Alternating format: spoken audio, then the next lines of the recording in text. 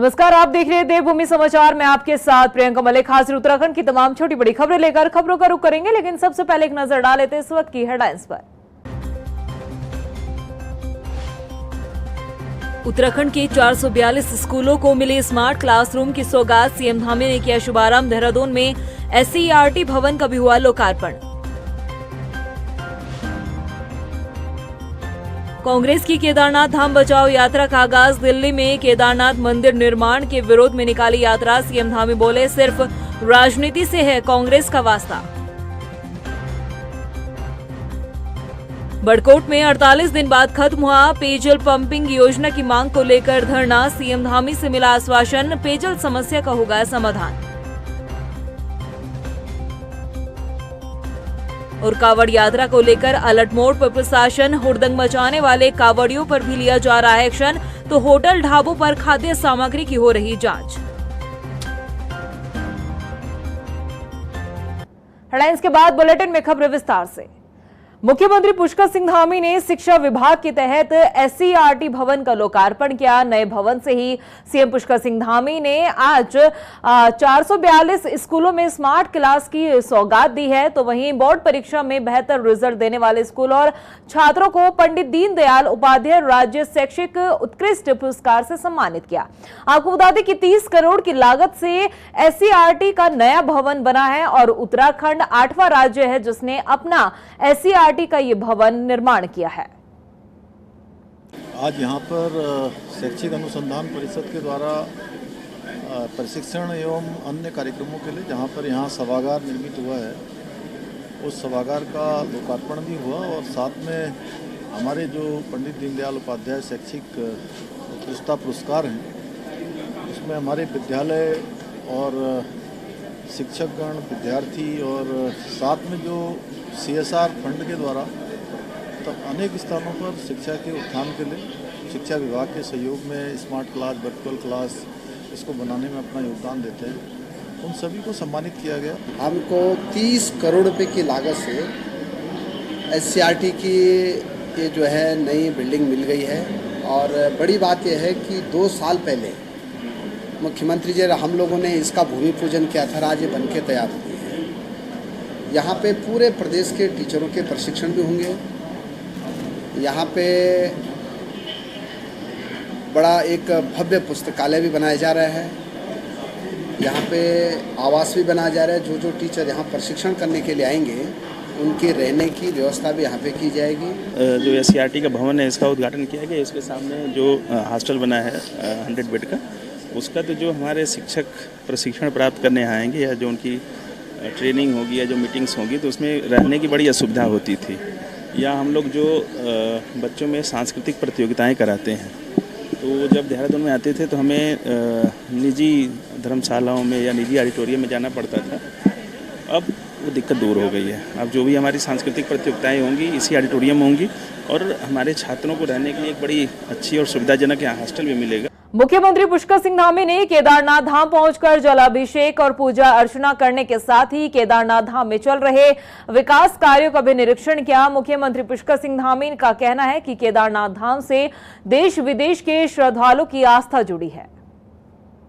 माननीय प्रधानमंत्री जी के नेतृत्व में और उनके प्रधानमंत्री बनने के बाद वहाँ पर नवनिर्माण और पुनर्निर्माण के अनेक कार्य पूरे हुए हैं, अनेक कार्य अभी चल रहे हैं, वो सब तेज़ी से पूरे हो रहे हैं। आदरणीय प्रधानमंत्री मोदी जी बाबा केदार के अनन्य भक्त हैं और जितनी बार वो बाबा केदार के दर्शन के लिए आए हैं, देश के किसी भी प्रधानमंत्री ने कभी भी इतनी बार बाबा केदार में, मैं समझता हूँ उसका 10% भी कोई भी प्रधानमंत्री वहाँ नहीं पहुँचा है।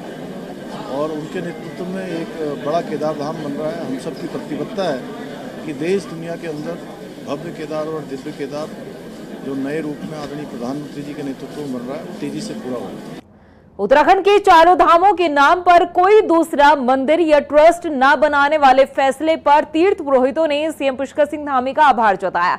इसके साथ ही चारधाम यात्रा को लेकर चारधाम महापंचायत द्वारा कई सुझाव भी दिए गए हैं, जिस पर सीएम पुष्कर सिंह धामी का कहना है कि चारधाम यात्रा की व्यवस्था को और बेहतर करने के लिए जो सुझाव तीर्थ पुरोहितों द्वारा दिए गए हैं उन पर अमल किया जाएगा और उन्हें लागू भी किया जाएगा। हाँ, उन्होंने अपने सुझाव दिए हैं और हम धामों के प्रति प्रतिबद्धता है हमारी। हम लोग सनातन को मानने वाले हैं। हमारे सभी धाम आज देश दुनिया के अंदर लोगों की श्रद्धा और आस्था है, वहाँ लोग आते हैं तो उनको ठीक प्रकार की उनकी व्यवस्था हो और आने वाले समय में हमारी चार धाम यात्रा और अच्छे तरीके से चले। उनके जो तमाम उन्होंने जो सुझाव दिए हैं उन सुझावों पर कि और अच्छे से कैसे यात्रा होगी। यात्रा प्राधिकरण हमने ऑलरेडी बनाया हुआ है, हमारे वहाँ पर कमिश्नर वहीं कैंप कर रहे हैं, वो सबको सुनेंगे और उनसे बात करेंगे। दिल्ली में बन रहे केदारनाथ मंदिर के विरोध में कांग्रेस की केदारनाथ प्रतिष्ठा यात्रा आज से शुरू हो चुकी है, जो कि 4 अगस्त तक चलने वाली है। लेकिन कांग्रेस की यात्रा से पहले ही सीएम पुष्कर सिंह धामी केदारनाथ धाम पहुंचे और तीर्थ पुरोहितों का हालचाल जाना। ऐसे में सवाल है कि केदारनाथ की जनता का आखिर किसे साथ मिलेगा। ये रिपोर्ट देखिए। कांग्रेस की केदारनाथ प्रतिष्ठा यात्रा का आगाज। हरिद्वार से केदारनाथ तक होगी यात्रा। सीएम धामी का कांग्रेस पर निशाना। आस्था से नहीं, राजनीति से है वास्ता। आखिर किसे मिलेगा केदारनाथ का साथ? दिल्ली में बन रहे केदारनाथ मंदिर के विरोध में कांग्रेस की यात्रा आज से शुरू हो चुकी है। हरिद्वार की हर की पैड़ी से लेकर केदारनाथ तक कांग्रेस की केदारनाथ प्रतिष्ठा यात्रा चलेगी, जिसका आगाज हो चुका है। एक तरफ कांग्रेस यात्रा के जरिए विरोध कर रही है, तो दूसरी तरफ कांग्रेस की यात्रा से पहले ही सीएम धामी केदारनाथ पहुंचे, जहां उन्होंने पूजा अर्चना की और वहां के तीर्थ पुरोहितों से उनका हालचाल जाना। ऐसे में सवाल खड़े हो रहे हैं कि आखिर केदारनाथ का किसे मिलेगा साथ, क्योंकि आगे केदारनाथ उपचुनाव होना है। ऐसे में दिल्ली में बन रहे केदारनाथ मंदिर को लेकर तीर्थ पुरोहितों में नाराजगी साफ देखी गई। मामले में खूब हो हंगामा हुआ। इस मुद्दे को भांपते हुए कांग्रेस ने केदारनाथ तक यात्रा निकालने का ऐलान कर दिया। तो इस बीच सत्ता पक्ष के खिलाफ उठती आवाज को शांत करने के लिए धामी कैबिनेट ने बड़ा फैसला लेते हुए चारधाम के नाम पर कोई और दूसरा मंदिर ट्रस्ट बनाने पर रोक लगा दी। ऐसे में तीर्थ पुरोहितों ने न सिर्फ इसका स्वागत किया, बल्कि आज केदारनाथ पहुंचे सीएम धामी ने उनका हालचाल भी जाना।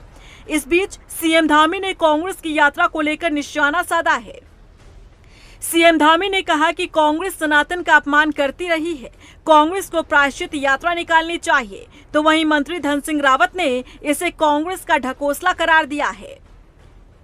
लोग संसद के अंदर हो या अपनी कार्यशैली में अपने चुनावों के दौरान पूरे समय में सनातन का विरोध करते रहे हैं और बाबा केदार तो सनातन के एक तरह से फाउंडर हैं, वहाँ पर वो प्रतीक हैं। तो जो लोग सनातन का विरोध करते रहे हैं उनकी यात्रा केवल एक ढकोसला है। उनको तो सबको जो है प्रायश्चित यात्रा करनी चाहिए।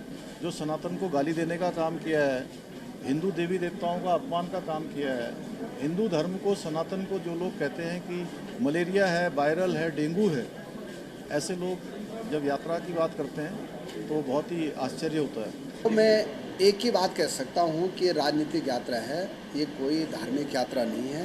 और भारतीय जनता पार्टी की सरकार ने, माननीय प्रधानमंत्री जी ने, हमारे मुख्यमंत्री जी ने, हमारी सरकार ने चार धाम के लिए जितना काम किया है, आज़ाद भारत में इतना काम कभी नहीं है। वहीं कांग्रेस अपनी यात्रा को लेकर पूरे जोश में नजर आ रही है, तो वहीं सत्ता पक्ष पर धर्म के साथ खिलवाड़ करने का आरोप लगा रही है। पार्टी ने तय किया है कि जो नफरत फैलाई जा रही पूरे हिंदुस्तान में जाति धर्म के नाम पे, उसको मिटाने के लिए हम इस यात्रा को करें। और जिस तरीके से उत्तराखंड की संस्कृति, उत्तराखंड की देव संस्कृति के संग भारतीय जनता पार्टी छल कर रही है, उसको हम पूरे विश्व के सनातन धर्मियों के सामने लेकर आए। उसका एक ही उपाय था कि माँ गंगा से आशीर्वाद लें, उनकी गंगा जली लेकर हम केदारनाथ धाम तक जाए।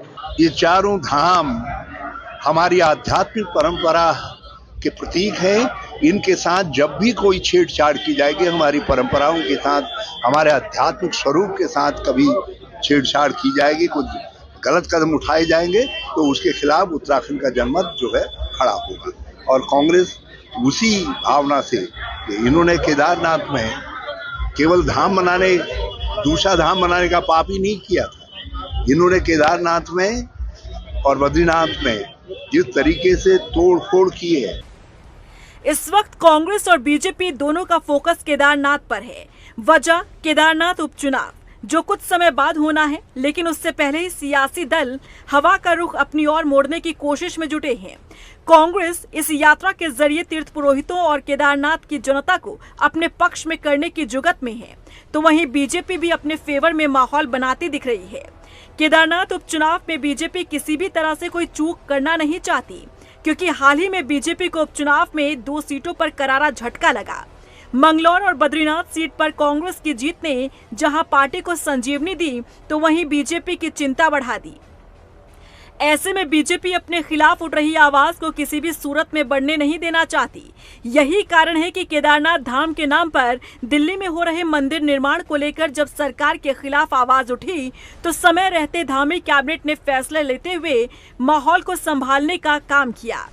तो वहीं आज कांग्रेस की यात्रा से पहले जब सीएम धामी केदारनाथ धाम पहुंचे, तो वहां के तीर्थ पुरोहितों से मुलाकात कर उनका हालचाल जाना।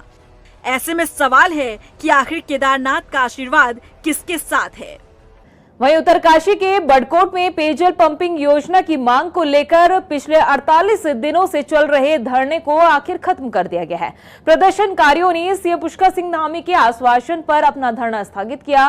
बीजेपी के प्रदेश मीडिया प्रभारी मनवीर सिंह चौहान के नेतृत्व में एक प्रतिनिधि मंडल ने सीएम धामी से मुलाकात की, जिसके बाद आंदोलनकारियों को सकारात्मक आश्वासन मिला। मनवीर सिंह चौहान ने सीएम धामी का आभार जताया। इसके साथ ही उन्होंने बताया कि पेयजल समस्या का जल्द ही समाधान हो जाएगा। आपको बता दें कि प्रदर्शनकारी पेयजल पंपिंग योजना की स्वीकृति और मई जून के पानी का बिल माफ करने की मांग कर रहे हैं। मैं आदरणीय मुख्यमंत्री का धन्यवाद करता हूं कि उनके द्वारा जो हमारा प्रतिनिधिमंडल बड़कोट से आदरणीय मुख्यमंत्री से मिला था, उनके द्वारा दीर्घकालिक पेयजल योजना की स्वीकृति के लिए भी आश्वस्त किया गया है कि आगे, क्योंकि वो बड़ी योजना है, बड़ी योजना को भारत सरकार से स्वीकृति के लिए भेजा जा रहा है, और जो एक करीब 65 करोड़ की वो योजना होगी उसके लिए भी उन्होंने आश्वस्त किया है और जल्दी उस योजना को भी स्वीकृति मिलेगी। इसके साथ ही जो और मांगे भी प्रतिनिधिमंडल के द्वारा वहाँ रखी गई थी, उनके निदान के लिए भी आदरणीय मुख्यमंत्री द्वारा आश्वस्त किया गया है। मैं बड़कोट वासियों की ओर से पुनः आदरणीय मुख्यमंत्री का धन्यवाद करता हूँ। वहीं हल्द्वानी के सर्किट हाउस में कुमाऊं कमिश्नर दीपक रावत ने लैंड फ्रॉड कमेटी की बैठक ली, जिसमें उन्होंने जमीन फर्जीवाड़े से जुड़े 53 शिकायतों को सुना। बैठक को लेकर कुमाऊं कमिश्नर दीपक रावत ने बताया कि 13 मामले लैंड फ्रॉड से ऐसे पाए गए जिसमें कोई मुकदमा दर्ज नहीं किया गया। उन्होंने बताया कि इन मामलों में जांच की जाएगी और इसके साथ ही कुमाऊं कमिश्नर ने लोगों से अपील करते हुए कहा कि जमीन खरीदने से पहले दस्तावेजों की जांच जरूर करें। ये लैंड फ्रॉड कमेटी की आज मीटिंग हुई और इसमें सभी मेंबर्स उपस्थित थे। इसमें पिछले जो 7-8 महीने में शिकायतें अलग अलग स्तरों पे प्राप्त हुई, जिससे लगा कि ये लैंड फ्रॉड के मामले हो सकते हैं। उसमें एक आप कह सकते हैं छोटी जांच, एक समरी इंक्वायरी पहले तहसील के लेवल से कराई गई। उसके बाद यहाँ पे इन मामलों को सुना गया, शिकायतकर्ताओं को भी बुलाया गया। तो कुल 53 मामले आज कमेटी के सम्मुख आए थे, जिसमें से 13 मामले ऐसे पाए गए जो एफआईआर करने के लिए ठीक हैं, उचित पाए गए, उसमें एफआईआर की जाएगी। सावन में शिव भक्त गंगा जल भरने के लिए जाते हैं ताकि भगवान शिव का जलाभिषेक कर सके। लेकिन अगर आप गंगा जल नहीं ला पा रहे हैं तो आपको चिंता करने की जरूरत नहीं है, क्योंकि डाक विभाग उसी पवित्र गंगा जल को आपके घर तक पहुंचा रहा है। ये रिपोर्ट देखिए। सावन में शिव भक्तों को तोहफा, घर बैठे मंगवा सकते हैं पवित्र गंगा जल। रंगला रही डाक विभाग की योजना। सावन में शिव भक्त भोले बाबा के जलाभिषेक के लिए हरिद्वार गंगा जल लेने पहुंचते हैं, लेकिन कुछ कारणों से कई भक्तों को मौका नहीं मिल पाता गंगा जल भरने का। ऐसे में डाक विभाग द्वारा चलाई गई योजना भक्तों के लिए काफी फायदेमंद साबित हो रही है, जिसके तहत घरों तक पवित्र गंगा जल पहुंचाया जा रहा है। धार्मिक अनुष्ठानों में गंगा जल का काफी महत्व माना जाता है। साथ ही जो लोग गंगा से गंगा जल नहीं भर पाते, ऐसे में डाक विभाग की योजना गंगा जल आपके द्वार के तहत लोग उत्तराखंड से गंगा जल मंगवा रहे हैं। डाक विभाग ने ये योजना साल 2004 से ही शुरू की थी, जिसमें बाहरी राज्यों से कई लोग उत्तराखंड से गंगा जल मंगवा रहे हैं। डाक विभाग द्वारा उत्तरकाशी और ऋषिकेश से गंगा जल बोतल में भरकर बेचा जा रहा है। उत्तरकाशी के प्लांट से गंगोत्री का गंगा जल और ऋषिकेश से ऋषिकेश का गंगा जल दिया जा रहा है। देखिए, गंगा जल डाकघर के माध्यम से लोगों के घर घर पहुंचाने की व्यवस्था 2004 से शुरू की थी और ये काम उत्तराखंड में पूरे देश में सप्लाई करने का काम कर रहा है। उत्तराखंड सर्किल ही जो है पूरे देश में गंगा जल सप्लाई कर रहा है। विशेषतः सावन के महीने में आजकल जैसे कांवड़ी ये चल रहे हैं, तो इसके लिए जो है विशेषतः दक्षिण भारत में गंगा जल की ज़्यादा डिमांड आती है और उसको जो है यहाँ से देहरादून से ही सप्लाई किया जाता है।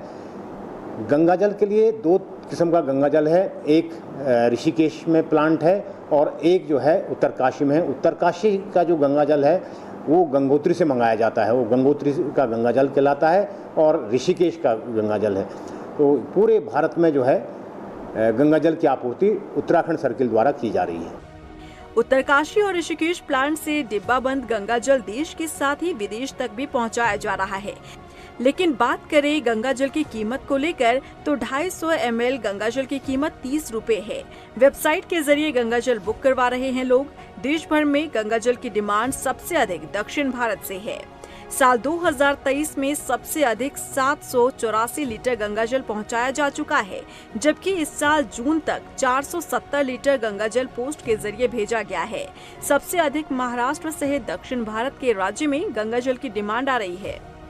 लगभग यदि हम इस साल की बात करें, पिछले आंकड़े तो मेरे पास अभी नहीं है, इस साल जो है 7000 लीटर के लगभग गंगा जल जो है यहाँ से जो है पूरे देश को जो है सप्लाई किया जा चुका है। यानी कि शिव भक्तों के लिए शुरू की गई डाक विभाग की योजना रंग लाती दिख रही है, क्योंकि सावन में गंगा जल की डिमांड बढ़ रही है।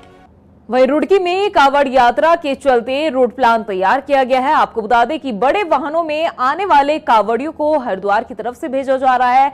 एसपी देहात स्वप्न किशोर सिंह ने बताया कि लगातार बढ़ रही कावड़ियों की संख्या को देखते हुए Mangalore Haridwar bypass one way किया गया है। हरिद्वार महोदय के आदेश पर नगला इमरती से जो भारी वाहन हैं, जिन पे डीजे हैं, ट्रॉले हैं, ऐसे वाहनों का डाइवर्जन वाया लंढौरा, लक्सर, पथरी होते हुए बैरागी कैंप के लिए किया जा रहा है और इसके लिए पर्याप्त पुलिस बल तैनात किए गए हैं। लोगों से भी अपेक्षा और अपील की जा रही है कि वे जो भी यातायात संबंधी निर्देश दिए जा रहे हैं उसका अनुपालन करें और सफल, सुरक्षित एवं सकुशल कांवड़ यात्रा को संपन्न कराने में स्थानीय पुलिस और प्रशासन को अपना सहयोग प्रदान करें। वहीं राज्य में कावड़ यात्रा को लेकर खाद्य सुरक्षा विभाग भी काफी अलर्ट नजर आ रहा है। हरिद्वार जिले में खाद्य सुरक्षा विभाग ने होटल, ढाबे और दुकानों में जो खाना परोसा जा रहा है उसकी गुणवत्ता को जांच किया। इसके अलावा पैकेट में पैक खाद्य सामग्री की भी जांच की जा रही है। जिला खाद्य सुरक्षा अधिकारी के मुताबिक कावड़ यात्रा मार्गों पर पड़ने वाले 15 ढाबे जो उनकी जांच के लिए भेजा गया है, ऐसे में 5 को नोटिस भी दिया गया है। आपको बता दें कि प्रशासन श्रद्धालुओं की सेहत को लेकर भी काफी सतर्कता बरत रहा है। तो आज मैं स्वयं भी इस टीम के साथ जुड़ा हूँ और आज हमने मंगलौर से लेकर नारसन बॉर्डर तक जितने भी ढाबे लोगों उनको चेक किया है। 33 के आसपास हमने इंस्पेक्शन की है, जिसमें 15 सैंपल हमने जांच के लिए भेजे हैं और 5 लोगों का लाइसेंस नहीं पाए गए थे जो कि पहले से इस्टेब्लिश थे, तो उनको हमने नोटिस भी जारी कर दिया, जो कि हमें 1-2 दिन के अंदर जवाब देंगे। अदरवाइज उनके खिलाफ FSA एक्ट के अंदर हमने खाद्य सुरक्षा अधिकारी को निर्देश कर दिया कि इनकी कार्रवाई की जाए। इसके अलावा रुड़की में पुलिस ने कावड़ियों द्वारा ई रिक्शा चालक के साथ की गई मारपीट के मामले में भी एक्शन लिया है। पीड़ित की तहरीर पर मुकदमा दर्ज कर आरोपियों की जल्द गिरफ्तारी की बात कही जा रही है। आपको बता दें कि मंगलवार को ई रिक्शा चालक की कावड़िए से मामूली सी टक्कर हो गई थी और इस घटना में ना तो कावड़ियों को कोई चोट आई थी और ना ही किसी तरह का कोई नुकसान हुआ था और ना ही जल खंडित हुआ। लेकिन बावजूद इसके कावड़ियों ने इस घटना को लेकर काफी हंगामा किया और ई रिक्शा भी तोड़ा। आज दिन में मंगलौर कोतवाली क्षेत्र में लिब्बारेडी चौराहे के पास में वादी संजय कुमार द्वारा पुलिस को अवगत कराया गया था कि उसके जो ई रिक्शा में वो आ रहा था, इसी बीच एक भोले से उसकी टक्कर हो गई थी, जिसमें ना तो कोई कांवड़ जो है खंडित हुई, ना ही किसी प्रकार की कोई ऐसी घटना हुई थी। पर उसके बावजूद उस भोले द्वारा अन्य लोगों को एकत्रित करके उसके साथ मारपीट की गई। साथ में जो उसकी ई रिक्शा है उसके भी साथ तोड़फोड़ की गई थी। उक्त घटना को तत्काल पुलिस ने संज्ञान में लेते हुए अभियोग पंजीकृत किया है और इन लोगों की पहचान की जा रही है और उनके खिलाफ जो भी सख्त कार्रवाई होगी पुलिस उसको करेगी। वहीं बारिश के कारण सब्जियों के दाम में भी काफी बढ़ोतरी देखने को मिल रही है। देहरादून स्थित निरंजनपुर मंडी के इंस्पेक्टर का कहना है कि बाहरी राज्यों में भी भारी बारिश का दौर जारी है, जिसकी वजह से प्याज, टमाटर समेत कई अन्य सब्जियां जो है वो खराब हो रही है और उनकी सप्लाई भी कम हो रही है। ऐसे में दाम का जो बढ़ना है वो हर बरसात में सब्जियों के दाम में उछाल देखने को मिलता है, लेकिन उन्होंने ये भी बताया कि 15 अगस्त के बाद सब्जियों के दाम में कमी देखने को मिल सकती है। ये अमूमन जो है जुलाई अगस्त के महीने में जब भी बरसात की होती है सब्जियों के दाम थोड़े से बढ़ जाते हैं। उसके दो कारण से होते हैं। एक तो बरसात के कारण किसान अपना सब्जियों का तुलान कम करता है, वो इसलिए कि एकदम से अगर मार्केट नहीं मिलता है तो सब्जी खराब हो जाती है। मौसम अगर 2-3 दिन का सही है, पूर्वानुमान सही होता है तो वो तोड़ देता है, सो दैट कि उसकी अच्छी मार्केटिंग हो जाए। दूसरा, पहाड़ों में जो है मार्ग टूटने के कारण से, रास्ते जो है ब्लॉक होने के कारण से भी जो है कई बार सप्लाई नहीं आ पाती है। हमारी मुख्यतः सप्लाई जो है गोभी, आपका जो है फूल गोभी, बीन्स वगैरह की, शिमला मिर्च की पहाड़ों से होती है और नीचे से हमारी लौकी वगैरह आती है छुटमलपुर, सहारनपुर क्षेत्र से। तो ये दो मुख्य कारण हैं। वहीं रुड़की के आदर्श नगर में सोनाली नदी पर बने रपटे को लेकर विवाद बढ़ता जा रहा है। आपको बता दें कि विधायक प्रदीप बत्रा ने निवर्तमान मेयर गौरव गोयल द्वारा लगाए गए भ्रष्टाचार के आरोपों को खारिज कर दिया है। विधायक प्रदीप बत्रा ने अपनी सफाई में बताया कि आदर्श नगर में रपटा का निर्माण 13 लाख रुपए में किया गया है, जिसका सबूत PWD की रिपोर्ट में मौजूद है। उन्होंने ये भी कहा कि अगर गौरव गोयल भ्रष्टाचार का आरोप सिद्ध कर दे तो उसी दिन विधायकी छोड़ देंगे। दावे हैं और मैं बताऊँ पब्लिक को भ्रम फैलाने की आदत है और अपने को हाईलाइट करने के लिए सब किया जा रहा है, जो कि PWD की रिपोर्ट है और जो PWD ने काम किया है, जहाँ वहाँ पे सुपरिटेंडेंट इंजीनियर हैं, एग्जीक्यूटिव इंजीनियर हैं, JE हैं, सभी द्वारा जो रिपोर्ट दी गई है उसको मैं आपके सामने शेयर करना चाहूँगा। ये इसकी अनुमानित लागत जो थी 55 लाख रुपये थी और जो 36% बिलो टेंडर गया, 36% बिलो जाने के बाद इसकी लागत 36 लाख रुपये हुई है और 36 लाख रुपये थे, केवल 13 लाख रुपये उसमें लगे हैं अभी। बाकी पैसा सड़क का, नालों का भी उसमें निर्माण कार्य होने, बारिश की वजह से काम रोक दिया गया है और 90 लाख का कोई भुगतान नहीं हुआ, 90 लाख का कोई टेंडर नहीं हुआ। अगर गौरव गोयल जी ने RTA मांगी तो मुझे RTA दिखाएं कि इस रपटे का भुगतान कितना हुआ है। वहीं भगवानपुर में सफाई कर्मचारियों ने वेतन से यूजर चार्ज कटने का विरोध किया है। अपनी पुरानी वेतन की मांग को लेकर भी SDM कार्यालय पहुंचे सफाई कर्मचारियों ने बताया कि यूजर चार्ज नगर पंचायत के अधिकारी काट रहे हैं, जो कि बेफिजूल है और गलत है। आपको बता दें कि SDM ने नाराज कर्मचारियों की समस्या के समाधान का आश्वासन दिया। उन्होंने कावड़ यात्रा के मद्देनजर शहर की सफाई व्यवस्था दुरुस्त रखने के लिए भी कहा गया है। पंचायत के जो सफाई कर्मचारी थे, इनके कुछ इश्यूज थे कि ठेकेदार ने इनकी सैलरी नहीं दी थी, इसलिए इन लोगों ने काम रोका हुआ था। तो अभी ठेकेदार को भी बुलाया गया, नगर पंचायत के कर्मचारी, अधिशासी अधिकारी ये लोग भी थे। तो अभी ये निर्णय हो गया है कि इनकी सैलरी तत्काल ये निर्गत करेंगे और जो सफाई कर्मचारी भाई है हमारे, उन्होंने भी हमें आश्वासन दिया कि वो काम अभी स्टार्ट कर लेंगे। बोला है कि सफाई को बिल्कुल प्रॉपर तरीके से करें, क्योंकि कांवड़ का भी समय चल रहा है और इसी में किसी भी प्रकार की कोताही न की जाए। वहीं हल्द्वानी में ITI गैंग ने आतंक मचाया हुआ है। आलम यह है कि गैंग के सदस्य बेवजह आम लोगों से उलझते हुए नजर आ रहे हैं, धारदार हथियार से हमला कर अपना रौब दिखा रहे हैं। आपको बता दें कि हल्द्वानी पुलिस ऐसे आरोपियों पर शिकंजा कसने जा रही है। CO नितिन लोहानी ने बताया कि अब तक 10 लोगों को गिरफ्तार कर लिया गया है और अन्य आरोपियों की जल्द ही गिरफ्तारी की जाएगी। देखिए, इस चीज़ को लेकर पुलिस पूरी तरह मुस्तैद है। सबसे पहले कहना चाहूँगा, ये नुमाइश वाली जो भी लड़ाई हुई थी उसके बाद तुरंत पुलिस ने दबिश दे के कुछ लोगों को कस्टडी में भी लिया है और कस्टडी के साथ साथ ये वेरीफाई किया जा रहा है वीडियो के माध्यम से कौन कौन लोग उस कृत्य में लिप्त दिख रहे हैं, उनको बुक किया जा रहा है। इसके अलावा कुछ लोग जो हैं जो वेरीफाई हो चुके हैं वो भी फ़रार हैं, उनको भी दबिश दे के तुरंत पकड़ा जाएगा और इसके बाद कड़ी से कड़ी कार्रवाई की जाएगी इनके साथ। उधर लोहाघाट एनएच पर चालक की सूझबूझ से बड़ा हादसा होने से टला है। दरअसल पिथौरागढ़ से चंपावत जा रही पंचम वाहिनी एसएसबी की बस का अचानक ब्रेक फेल हो गया। इस वजह से बस अनियंत्रण हो गई। हालांकि चालक ने अपनी समझदारी का परिचय देते हुए वाहन को पहाड़ी से टकराया, जिससे बस सड़क पर ही पलट गई। आपको बता दें कि इस बस में 19 जवान सवार थे, जिन्हें मामूली चोट आई है। वहीं रामनगर के कोर्ट परिसर में अज्ञात कारणों के चलते एक युवती ने जहर खा लिया। इस घटना से कोर्ट परिसर में हड़कंप मच गया। आपको बता दें कि वहां मौजूद अधिवक्ता युवती को आनन फानन में लेकर अस्पताल पहुंचे, जहां उसका उपचार किया जा रहा है और उसके बाद उसे हायर सेंटर के लिए भी रेफर किया गया। पूरा मामला यह है कि लगभग 1-1:15 बजे एक महिला सिविल कोर्ट कैंपस में लेटी हुई थी और गिरी हुई थी और उनके मुंह से कुछ झाग निकला, उल्टियाँ कर रही थी। तो फिर वहाँ पे जो एक दो लोग जो और क्लाइंट वगैरह थे चश्मदीद, उन्होंने कहा कि इस महिला ने कुछ पैकेट वगैरह खा लिया है और उसके बाद ये ज़मीन में गिर गई और उल्टी करने लगी। तो मौके को देखकर मैं और एक हमारे दीवान जी हैं भगोड़ा जी, हम दोनों आए और हमने फिर 108 में और 112 में पुलिस को और मेडिकल हेल्प को हमने इत्तला दी कि ऐसा प्रकरण हुआ है। चूँकि महिला की स्थिति थोड़ा नाजुक लग रही थी, तो उनका इंतज़ार करना हम लोगों को सही नहीं लगा, वाजिब नहीं लगा। जिसके बाद हम उस महिला को लेके अपनी गाड़ी में लेके हम हॉस्पिटल ले आए और हॉस्पिटल में उनका एडमिशन करवाया है और प्राइमरी ट्रीटमेंट चल रहा है एंड आई होप कि वो स्वस्थ हो जाए। वहीं लोहाघाट पुलिस और एसओजी टीम ने संयुक्त कार्रवाई करते हुए 4 महीने से फरार चल रहे एक आरोपी को गिरफ्तार किया है। मामले का खुलासा करते हुए अशोक कुमार ने बताया कि आरोपी ने हत्या का प्रयास करने की कोशिश की थी। पीड़ित परिजन लंबे वक्त से आरोपी गिरफ्तारी की मांग कर रहे थे। आखिरकार इस आरोपी को गिरफ्तार कर लिया गया है। जगदीश जोशी है, हमारे यहाँ 307 के अंतर्गत धारा के अंतर्गत मुकदमा कायम हुआ था, जिसमें लगातार फरार चल रहे थे। आयोग और पुलिस इन्वेस्टिगेशन टीम को कोई सहयोग नहीं कर रहे थे और इन्हें जो है कल अरेस्ट कर लिया गया है सर। हाँ, और आज इन्हें माननीय न्यायालय में पेश किया जाएगा। बीच में ये माननीय हाई कोर्ट चले गए थे, तो वहाँ से इन्हें रिलीफ नहीं मिला। उसके बाद ये जैसे यहाँ से इनकी जो है बेल खारिज हुई, उसके बाद फरार हो गए।